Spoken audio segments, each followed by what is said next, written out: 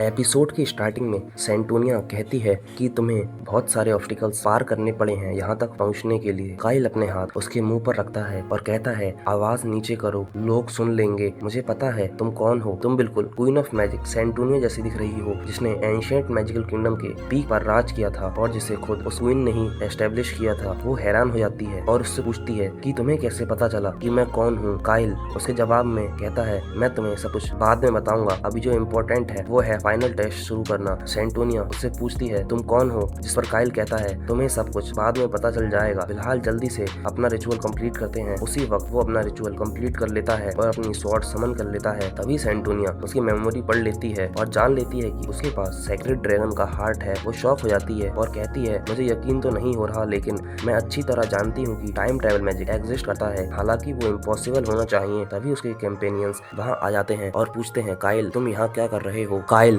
अनजान बन जाता है और कहता है, क्या, अरे मुझे एक लेजेंडरी स्वॉर्ड मिली और ये लड़की भी मुझे यहीं पर मिली। सेंटोनिया उन्हें अजीब तरीके से ग्रीट करती है क्योंकि वो कुछ रिवील नहीं करना चाहते थे। सब लोग सिंपल स्नैक खाते हैं और कंपेनियन सेंटोनिया से पूछता है, क्या तुम सच में एक सोर्सर हो, हमें बताओ। तो वो उनसे बातें करना शुरू करती है और बहुत सारी बातें बताती है कि उसने अपनी ग्रोथ फ्रीज कर ली थी उस टाइम पर जब उसकी मैजिकल पावर्स उसके पीक पर थी। इसका मतलब ये है कि वो कभी बड़ी नहीं होती। आखिर में वो कहती है, अगर तुम मेरे ट्रेजर के लायक नहीं होते तो मैं फाइनल ट्रैप एक्टिवेट कर देती और पूरे मेस को डिस्ट्रॉय कर देती, लेकिन मैं अब तुमसे खुश हूँ, खासकर उस लड़के से जिसका नाम काइल है। अब तुम इस तलवार का यूज कर सकते हो जैसे तुम चाहो। उसने इसका शुक्रिया अदा करा और सेंटोनिया बोलती है, ये समन बैग भी ले जाओ, ये ट्रेजर चेम्बर से लिंक्ड है और ट्रेजर निकालने में आसानी होगी। सीन शिफ्ट होता है और सब लोग खाना खा रहे होते हैं। फिर वो लोग शहर की गलियों से गुजरते हैं वॉर की प्रिपरेशन के लिए। काइल सबको स्टोर ले जाता है इक्विपमेंट खरीदने के लिए। वो शॉपकीपर से कहता है, ठीक है, पहले हम 10,000 का ऑर्डर देंगे, और वो डिपॉजिट देता है। फिर वह सबको अंदर ले जाते हैं। बसपा और शॉप ओनर उसका स्वागत करते हैं। सेंटोनियो एक आर्मर देखती है और पूछती है, क्या ये आर्मर मेलोनिट से बना हुआ है। शॉपकीपर कहता है, तुमने कैसे पहचाना। वो ओल्ड किंगडम के ग्रेट क्राफ्टमैन थे जो कुछ भी बना सकते थे। सेंटोनियो कहती है, वो कोई ग्रेट नहीं थे, वो तो बस एक एरोगेंट लड़का था जो हमेशा रो पड़ता था जब मैं उसकी गलतियां बताती थी। शॉप ओनर पूछता है, तुम्हें ये सब कैसे पता। तब काइल उसका मुंह पर हाथ रखकर बोलता है, इग्नोर करो बॉस, ये बस एक छोटी बच्ची है, बकवास कर रही है। उसके बाद शॉप ओनर उन्हें अपने स्टोर के बेस्ट प्रोडक्ट्स दिखाता है। शॉप ओनर उन्हें सबसे पहले एक ड्रैगन लीडर आर्मर दिखाता है और कहता है, ये आर्मर न सिर्फ हमारी बॉडी को इमेंस एनर्जी से प्रोटेक्ट करता है, बल्कि ये heat resistance, waterproof, fireproof, poison proof और कोल्ड प्रूफ भी है। ये तुम्हें बार मोर कंफर्टेबल रखेगा। इसकी लाइनिंग फिनिक्स फेदर्स से बनाई हुई है। काइल पूछता है, बॉस इसकी कीमत क्या है, लेकिन तभी कहता है, मैं बिना प्राइस जाने ही इसे खरीद रहा हूँ। फिर वो थेरोन की तरफ देखता है और बोलता है, तुम्हें क्या खरीदने वाले हो। थेरोन कहता है, मैं ये सब सेम कपड़े नहीं पहनूंगा, हम सब सेम लगेंगे तो फिर पहचानने में परेशानी होगी कि कौन कौन है। इस पर काइल कहता है, तुम्हारी मर्जी, जो खरीदना है खरीदो। आखिर में सब लोग कुछ न कुछ आर्मर और इक्विपमेंट खरीद लेते हैं और थेरोन अलग प्रकार के कपड़े खरीदता है। फिर शॉपकीपर उन्हें ग्रीन स्टोन्स दिखाता है जो एक्सट्रीमली पावरफुल होते हैं, जिनका नाम है atomic blizzard stone. Shop owner बताते हुए कहता है कि ये इतने डेंजरस एनर्जी पोजेस करते हैं कि इन्हें न्यूक्लियर बॉम्ब या डर्टी वेपन्स बनाने में यूज किया जाता है। ये अब बनाए नहीं जा सकते, इन्हें ढूंढना बहुत ही रेयर होता है। ये सुनने के बाद काइल तुरंत समझ जाता है कि ये बहुत ज्यादा खास हैं और ये बिल्कुल ओरिजिनल हैं और उसे ये इस जगह के अलावा कहीं और नहीं मिल सकते। काइल कहता है कि ठीक है, ये सब भी दे दो, अगर तुम्हारे पास मेडिकल पोशन और एबिलिटीज के एलेक्सर्स हैं तो वो भी सब ले लूंगा। वो एक मैनी बैग निकालता है जिसमें लगभग 10 मिलियन गोल्ड पीसेस होते हैं। शॉपकीपर ये देख के हैरान होता है और कहता है, स्वीट, इससे पहले आज तक किसी ने इतनी खरीदारी नहीं की। उसके बाद सभी लोग शॉप से निकलकर अलग अलग डायरेक्शन में चले जाते हैं। इसके बाद सीन काइल और सेंटोनिया पे शिफ्ट होता है।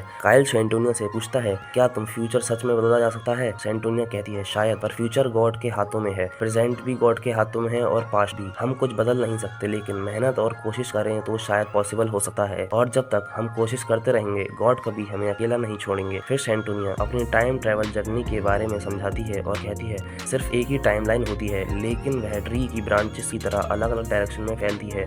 तुम्हारी सोल एक ब्रांच से दूसरे ब्रांच में जंप हुई है। इसका प्रूफ है वो सेक्रेड ड्रैगन का हार्ट जिसे तुमने क्रिस्टल के रूप में यूज किया था, वो अभी तुम्हारे साथ ही यहाँ ट्रांसफर हो गया है। काइल ने जवाब दिया, अगर ये नई दुनिया है तो जरूरी नहीं ये पुरानी दुनिया की हिस्ट्री को फॉलो करे, इसका मतलब हम कुछ बदल भी सकते हैं, है ना। सेंटोनियो कहती है, रियलिटी को बदला जा सकता है, अगर हम सही एक्शन लेंगे तो ये पॉसिबल है। मेरे पास एक बड़ी पावर है, ये एक एडवांस मैजिकल सिस्टम है, एक तरह का हाईटेक टूल जो मैजिकल पावर को बूस्ट करता है। मैजिकल पावर हर किसी में उसके जन्म के टाइम पर डिसाइड होती है। हैं उसके फिजिकल और स्पिरिचुअल मेकअप के अकॉर्डिंग। हमने पास्ट में कुछ एक्सपेरिमेंट किए थे पर हम फेल हो गए क्योंकि हम एक सोल को बनाने में नाकाम रहे। हम एक मक्खी के पंख जितनी भी सोल नहीं बना पाए। सोल बनाना सिर्फ एक ही पावर के बस की बात है और वो पावर है गॉड की। उसके बाद सीन रात का दिखाया जाता है जहाँ लीज ब्लैंकेट में घुसते हुए ऊर्जा से कहती है, मैं जंगल में कैंप करते हुए बड़ी हुई हूँ पर ये बेड तो सच में कमाल का है। फिर प्यार से ऊर्जा से कहती है, तुम सोई नहीं अभी तक। ऊर्जा ने जवाब दिया कि वो नहीं सोएगी और समझाया कि वो हर महीने इस पल का इंतजार करती है जब पूर्णिमा का चांद की रोशनी उसके ऊपर पड़ती है और वो उस रोशनी में नहा जाती है। लीज ऊर्जा को अकेला छोड़ देती है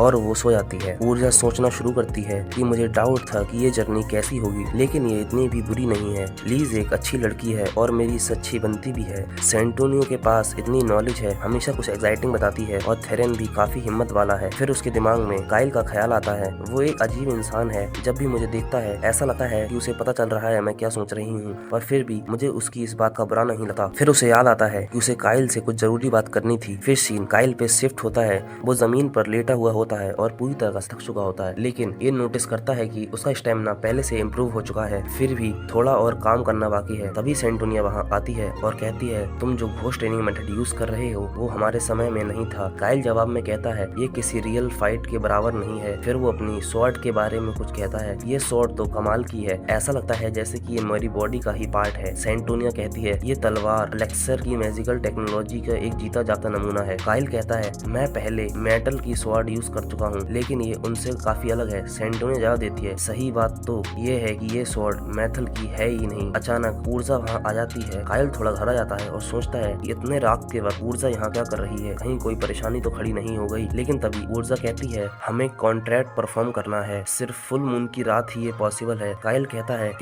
क्या हम इसे बाद में नहीं कर सकते? ऊर्जा कहती है, नहीं, अगर आज नहीं किया तो फिर अगले महीने ही इसका मौका दोबारा आएगा। तो फिर काइल इस बात पर मान जाता है और वो कॉन्ट्रैक्ट के लिए तैयारी करते हैं। ऊर्जा ड्राइंग बनाने लगती है जिससे कि कॉन्ट्रैक्ट पूरा हो सके। जब वो ड्राइंग कंप्लीट हो जाती है तो ऊर्जा काइल को एक सीक्रेट स्थान पर खड़े करने को कहती है। ऊर्जा जमीन पर पैटर्न बनाने लगती है ताकि वो कॉन्ट्रैक्ट पूरा कर सके और जब पैटर्न पूरा बन जाता है उसके बाद ऊर्जा काइल से एक स्थान पर खड़े होने को कहती है, जिसके बाद वो रिचुअल शुरू करती है। और रिचुअल करते हुए वह अपने मन में सोचती है कि मैंने कभी नहीं सोचा था कि मैं ऐसा भी कुछ करूंगी और खासकर उस इंसान के साथ जिससे मैं सिर्फ 15 दिन पहले ही मिली हूँ। जिसके बाद ऊर्जा अपनी पावर को यूज करती है ताकि उसका नाम का कभी मिसयूज न हो सके और काइल भी कसम खाता है कि वो कॉन्ट्रैक्ट की शर्तों का पालन करेगा और इसके बाद कॉन्ट्रैक्ट पूरा हो जाता है। अगली सुबह काइल अपने दोस्तों से मिलता है। लीज तुरंत फील करती है कि काइल और ऊर्जा दोनों थके हुए लग रहे हैं तो वो पूछती है, तुम ठीक तो हो ना? तुम दोनों थके हुए क्यों लग रहे हो? काइल कहता है, हमने कॉन्ट्रैक्ट साइन किया था पर उसे नहीं पता ऊर्जा उसके साथ ट्रेवल करेगी या नहीं। ऊर्जा कहती है, मैं साथ चलूंगी। मुझे अभी तक ये समझ नहीं आया कि तुम्हें मेरा रियल नेम कैसे पता चला, लेकिन अब मैं तुम्हें अपनी नजर से दूर नहीं जाने दे सकती। मेरे पास कोई और चांस नहीं है। फिर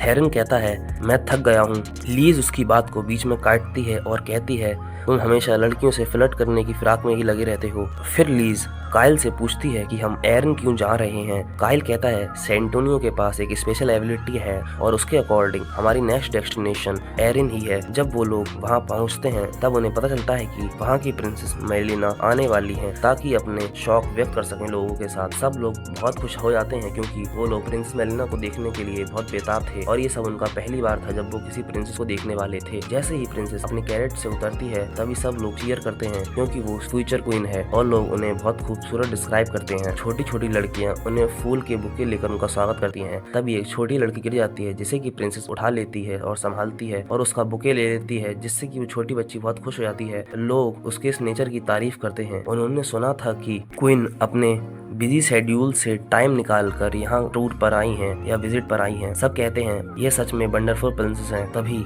जांडिस भी उसके साथ आता है। जैसे ही काइल उसको देखता है उसका चेहरा थोड़ा सीरियस हो जाता है। सेंटोनिया काइल से पूछती है कि क्या तुम श्योर हो यही प्रिंसेस हैं? काइल कहता है, हाँ यही प्रिंसेस मेलिना है और उसकी एज 16 साल है और 2 दिन में उसकी मौत होने वाली है। काइल और सेंटोनिया उसके बाद एक कमरे में जाते हैं जहाँ काइल सेंटोनिया को बताता है कि अगले 2 दिन में क्या क्या होने वाला है। सुबह सुबह जब प्रिंसेस रेन से सिस जा रही होंगी, एक हाइड्रा उनके कॉन्वे पर अटैक कर देगा। काइल समझाता है प्रिंसेस इसलिए आई थी क्योंकि उन्हें पता चला था कि पास के जंगल में मॉन्स्टर्स भर गए हैं और 1 महीने पहले सनीश गांव पर एक हाइड्रा ने अटैक किया था। प्रिंसेस उसी गांव की तरफ जा रही होती हैं और रास्ते में उसकी डेथ हो जाती है। लोग कहते हैं कि ये उसकी अच्छी नीयत और बुरी किस्मत के कारण हुआ, लेकिन ये उसकी लापरवाही का नतीजा है। सेंटोनिया पूछती है कि क्या कुछ सस्पिशियस था, जैसे कि कोई प्लान किया गया हो या कोई मॉन्स्टर अटैक जैसे कुछ बदला दिखाने के लिए। प्रिंसेस की मौत के बारे में कई रूमर्स हैं, पर सबसे ज्यादा सस्पेक्ट ये है कि उसका हाफ ब्रदर प्रिंस कैरिनेक्स वो राजा की रखेल का बेटा है और राजगद्दी के लिए दूसरा प्रथम दावेदार है, और प्रिंसेस की मौत का सबसे ज्यादा फायदा उसी को होगा। और सबसे बात तो ये है कि वो इस वक्त इसी शहर में है।